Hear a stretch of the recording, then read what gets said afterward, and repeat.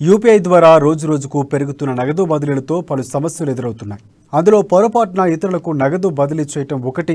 తాజాగా ఆర్బీఐ జారీ చేసిన మార్గదర్శకాలతో పొరపాటున ఇతరులకు బదిలీ చేసిన సొమ్ము వెనక్కి తిరిగి తెచ్చుకునేందుకు అవకాశం కల్పిస్తోంది.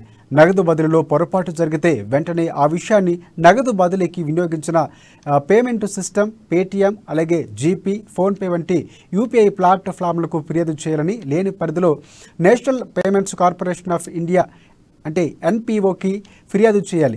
ఇక యూపీఐ ట్రాన్సాక్షన్ ఐటీ ఇలాగే తదితర వివరాలు ఫిర్యాదులో పొందుపరచాలి. బ్యాంకు ఖాతా స్టేట్మెంట్ వివరాలు తెలియజేయాలి. పొరపాటున ఇతరులకు నగదు బదిలీ చేశామని స్పష్టంగా పేర్కొనాలి.